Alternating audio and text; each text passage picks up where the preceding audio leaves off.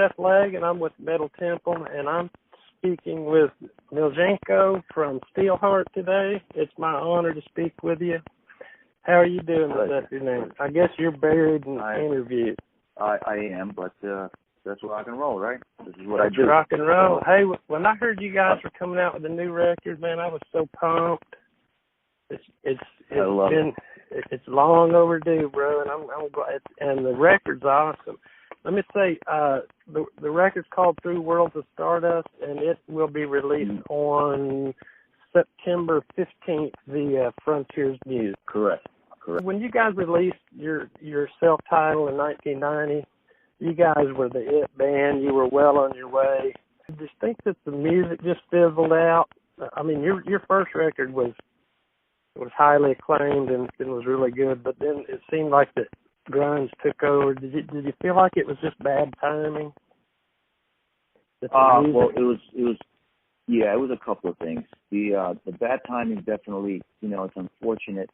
By the time Universal found us, it was already toward the tail end of that era, And however, not only that, but in 1992, when I was performing in Denver Arena, the lighting truss collapsed and hit me in the head, which I don't know if you know this, but completely took me out for years. Yeah. So that was probably the biggest thing that happened, and just ruined. Yeah, that was the most difficult times in my life, should I say? Yeah, and so you think that? I mean, that really did affect you. I mean, how you come back from something like that? Was it a mental deal too, trying to come back, and maybe you didn't want to do it anymore? Or what was your feeling about it? I was meant to do it. I'm meant to do it. This is what I do. It's just like, I went through such an insane period. It was even conversations with myself for life, and literally sitting in a chair in the back of the arena, bleeding. I had this conversation, and wow. It was almost as if I was asked this question: "What do you want to do?" Right there, right then and there. What do you want to do?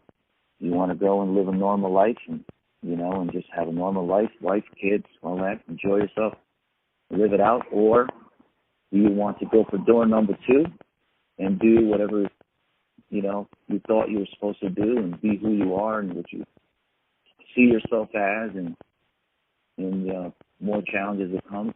I didn't think twice. I said, take door number 2. That's what I'm meant to do. Well, that's what. And it was a hell of a learning curve of being able to rebuild myself, my brain, my thoughts, my passion, my strength, my because you've always had the voice. It was just, there's no doubt. It was just, did you want to do it? Did you want to sacrifice? They just kept throwing shit at me all the time. Yeah. It's like, oh God, now that can I just sing? You know what I mean? It's like a lot of life stuff in the way. You know what I mean? It's just like, yeah. Anyway. Something about you guys. Everybody always uses the phrase hair band, and they were a hair band. But to me, you guys, your music was deeper. Everybody was singing about getting laid and drinking and getting stoned, and you guys, your stuff. It seemed to me like you were more, a different kind of a thinking band, hair metal, if you want to call it that. Right, absolutely. No, it's definitely not.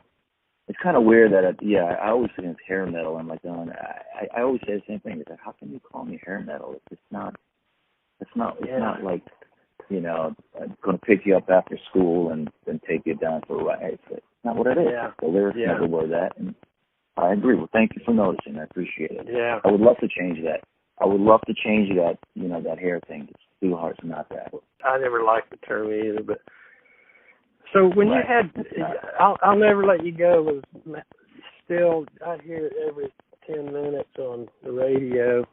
I listen to everything you guys. I love STEELHEART and I love all your music, but you ever think, hey, people only know me for that one song? Well, yes and no. I mean, like the fans know a lot of the songs, you know. Other people, like a broader audience would probably know for that song, or for She's Gone, and like in Asia, She's Gone is just massive. Yeah. You know, I mean, like So Crazy Bass, like the Korea, the song She's Gone is just wow. And I had the same question asked me, you know, in Korea. And I said, so, you know, what about it? So, you know, no, I'm making more records and more things. Everybody has to open up a little bit to the new music too, you know. The thing is, a lot of the fans, they're so mesmerized, brainwashed, kind of programmed, should I say, not brainwashed, but more programmed to the terms of that's what that song was. And I don't, you know, how do we open up the other songs to you that you need to hear? And there's so many great songs, I think. Oh, it's amazing.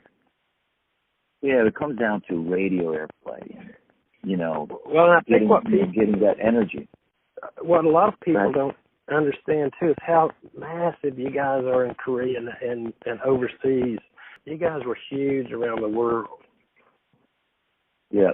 No, definitely. Yeah. I mean, and I feel right now it's getting there's some really beautiful momentum. I'm really excited to see what happens with this record. I'm really, you know, I really hope that everyone sees the beauty, love, and passion that was put into it, and that, you know, it will rise to, you know, where it deserves to be. Perfect, you know. Well, let's talk about through Worlds of Stardust. What was there any different mindset going into this album that you've had before? Maybe after all these years, tell me about it. Yeah, the vision on this record was, I went in and said, here's what needs to happen. I can't go all the way back in the past of the 80s.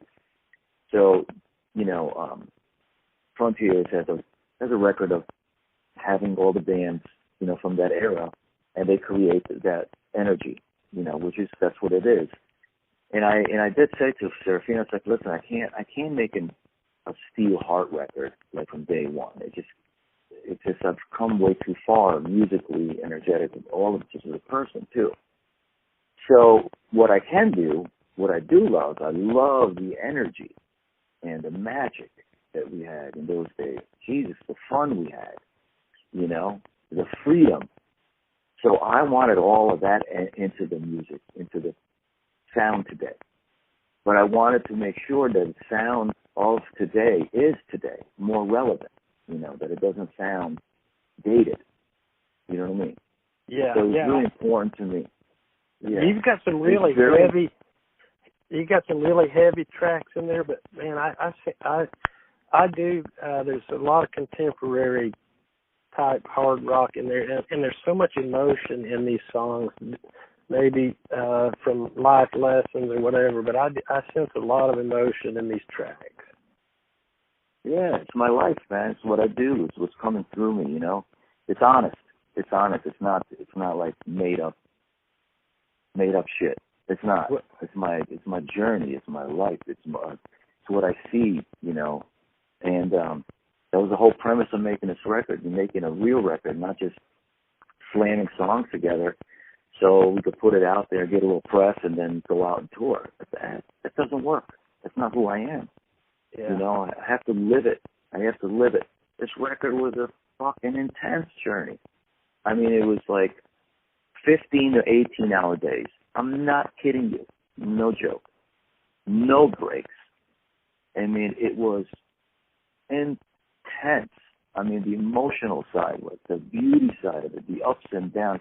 I mean, waking up at times I'm exhausted. I'm sick of a dog because I'm just overworked, you know, but I got to finish it because there's a time frame. Got to do it in a certain amount of time. And, oh, man, it's brutally beautiful, if that's the only word I can say. Oh, I love it. It's one of my, and I'm not just saying this because I'm talking to you today.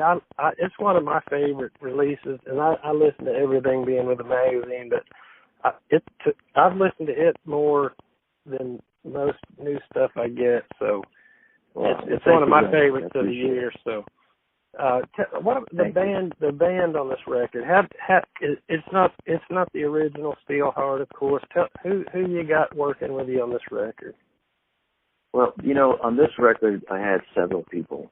When I went in, I first recorded 11 songs, and then the band left, and I went back in the studio like I do, and I'm listening to the album, and after the 5 songs that I really enjoyed, the other 5, or the 4 or 5, I don't remember, was just did not fit, did not fit the energy where it was all going. So I wrote new songs in the studio, and as I wrote new songs, then I had to re-record them. So I couldn't bring everyone back into town, so I used the guys here and some of the guys here in LA, and but the majority, so Urosh played the heavy guitars.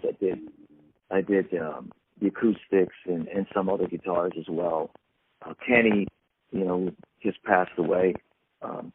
Sad to say, my guitar. I don't know if you know that, but one of the Steelheart guitar players passed away, and he did some solos. Rev Jones played the bass, and then some other guest appearances, that we had.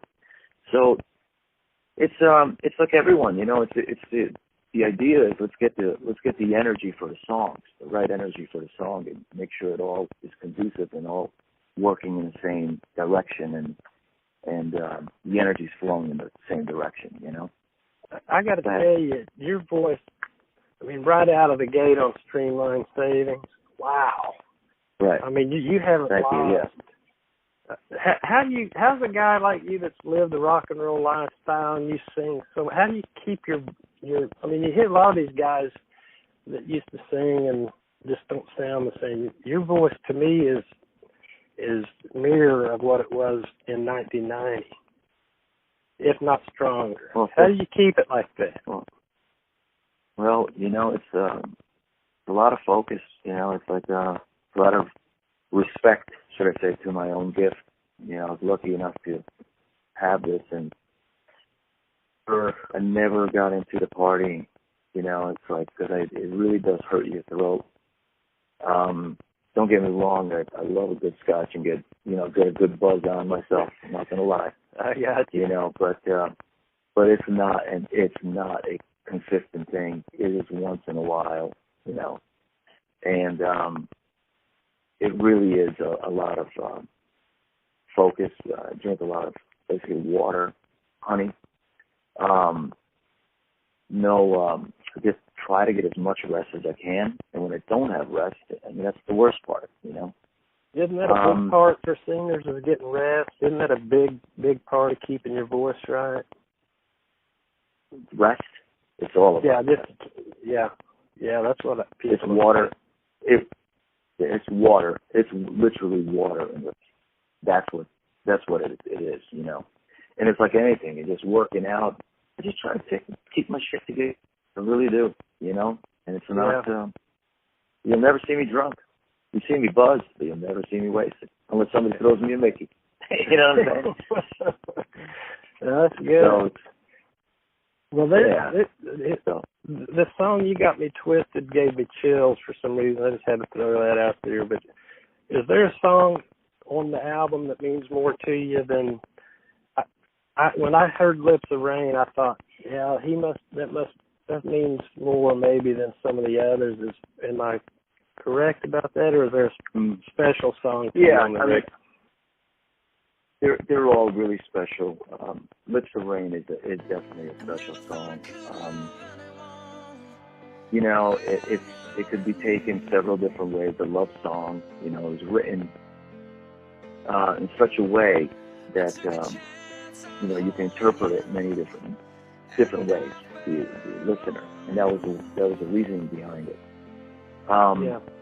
I'm almost reluctant to actually tell you what the song is about. It's positive, but yet it's a little sad, Yeah, you can tell. What the song is. It is sad. It's sad. It's a sad thing, and it's a situation that we have in this world right now that we're all struggling with. I can't wait to close my eyes.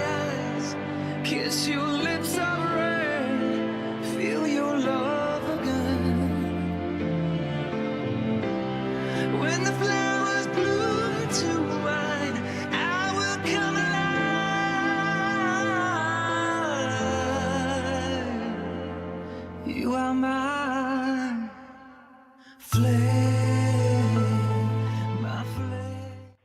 And there's so many people struggling with it. And it does have a lot of meaning, yes. You know, you hit it right on the head, you know, and that's why it, hence the title of the album, Worlds of Stardust. It really, you know what, I think I'm going to let that really grow until it really gets to a point and let everyone know what the song really is about. Okay, well, I'll make sure I... It is beautiful, though. It is a beautiful, all of it is good, you know. It is. Okay, you got me all teary-eyed now. Yeah. We better change the subject. So tell me about touring.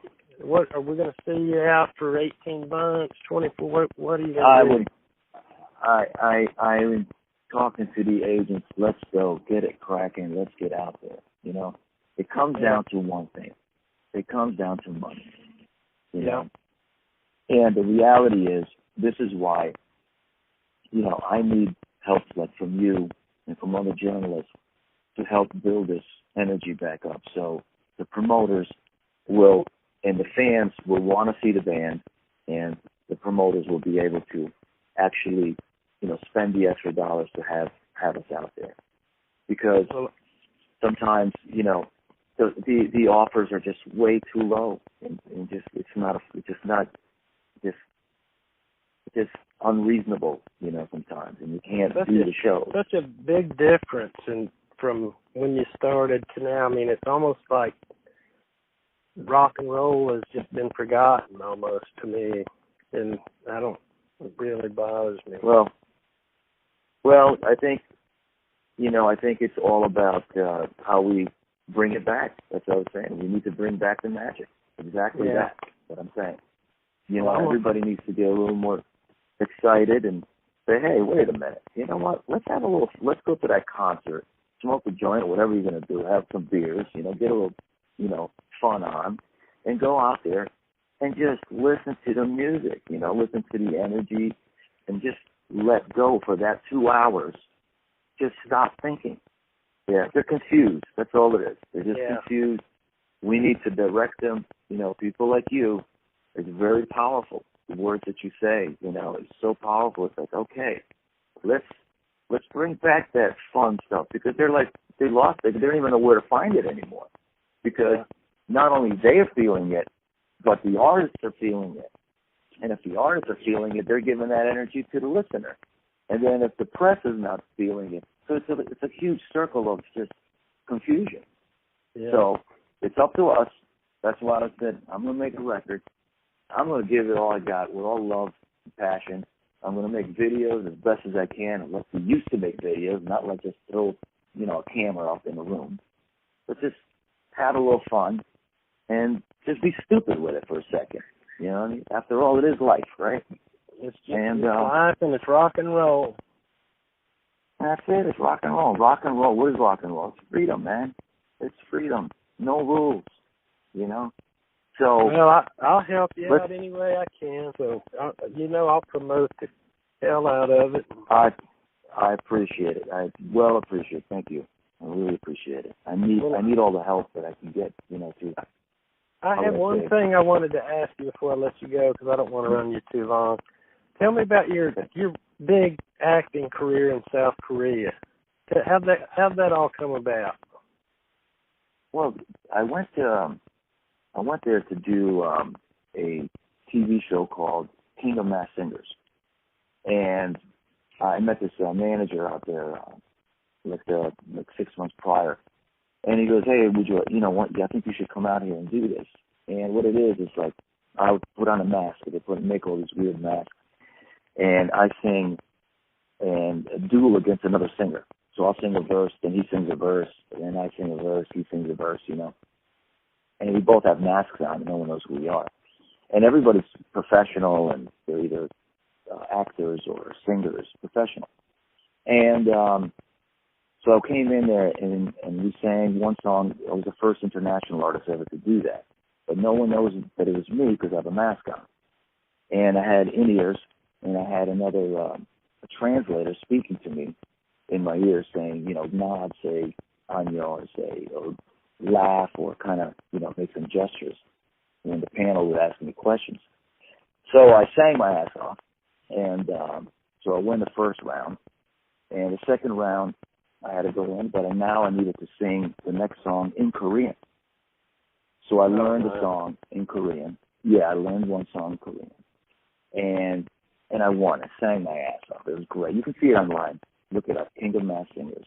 I'm gonna post it. Yeah, you'll get a kick out of it. So I won. Everybody was freaking out. It was like, wow, what is this great singer? It's like, what is it? And they couldn't tell that I wasn't Korean because my enunciation. They still didn't know who it was. No, because my enunciation was so good. I worked really hard on it. We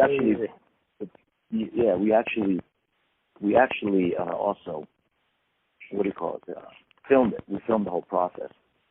So then I learned another song. Then I went and did another song, and I was nailed it, killed it. And but I had to lose because I needed to learn 3 Korean songs, and I just could not do 3. It was just way too much work. Yeah, Okay. I couldn't learn one word. Yeah, it was insane. So anyway, but after that, I took my mask off, and then everybody, the audience, and it was like 3 weeks of drama every day. I mean, every Sunday, and the TV, actually the show went to #1 from all the, whatever, all the push and all that. Yeah. So anyway, I learned that song when I took this mask off. Everybody was freaking out and really enjoyed it. And then I sang "She's Gone," and then I didn't leave for 6 months. Then I wrote other songs for other TV series. I appeared on so many different TV programs and concerts and stadiums, and I mean it was beautiful. So that's kind of like a second home now. You still visit there?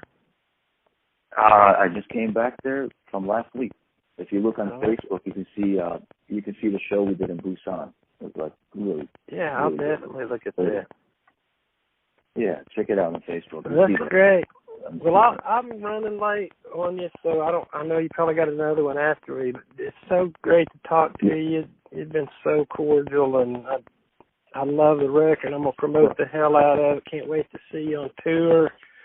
You come through, I'll hit you up, and maybe I'll buy you a drink or something, bottle of water. That'd be great. Love to have it. Perfect. Okay. Well, I appreciate your time, and we'll promote the record and get out there and sell it on tour, and we'll see you on the road. You got it. Thank you, brother. Okay, thanks a lot. You too. Take care. Bye-bye. Blows me down, just blow my mind.